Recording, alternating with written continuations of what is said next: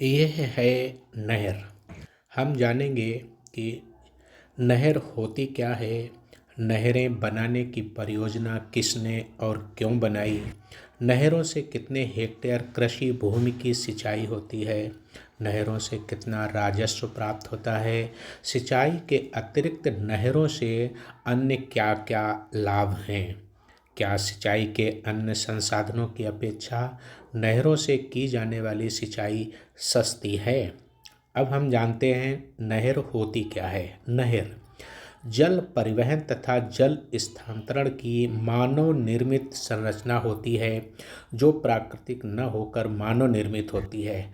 मुख्यतः इसका प्रयोग खेती के लिए जल को एक स्थान से दूसरे स्थान तक पहुंचाने में किया जाता है। नहरें नदियों के जल को सिंचाई हेतु विभिन्न क्षेत्रों तक पहुंचाती हैं। इसका सृजन मुख्यतः दो उद्देश्यों से होता है। पहला तो दो या दो से अधिक जलखंडों या सरिताओं के मिलाने के लिए, जिसके द्वारा जल मार्ग से यातायात हो सके। यह यातायात छोटी छोटी नौकाओं द्वारा हो अथवा बड़े बड़े जहाज़ों द्वारा।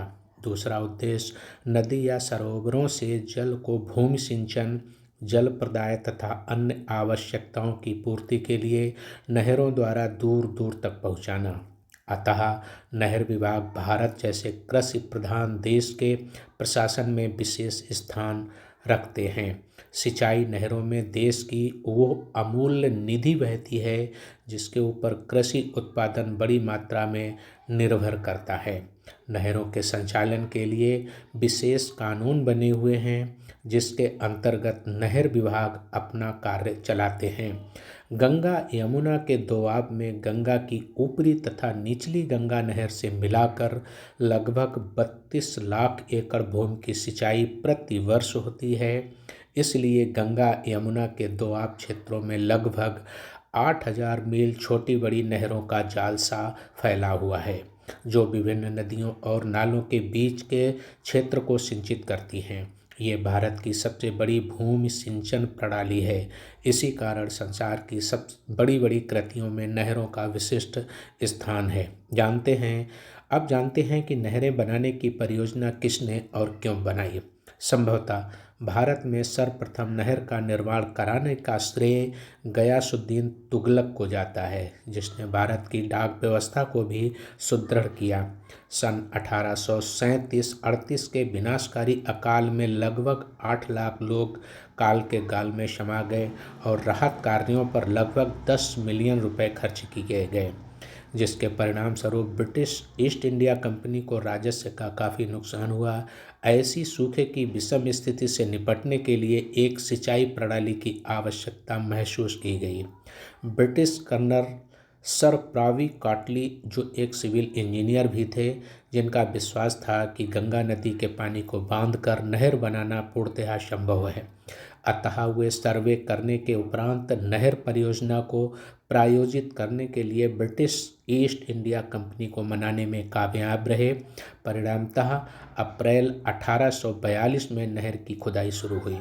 कर्नल प्रावी काटली को नहर निर्माण के लिए ईंटें, ईंट भट्ठे और गारा खुद बनाना पड़ा। इसके अतिरिक्त नहर के संचालन के लिए नहर विभाग का गठन किया तथा नहर के सुचारू रूप से संचालन के लिए नहरों के किनारे जगह जगह विभागीय ऑफिस व कर्मचारी अधिकारियों के लिए आवास बनवाए।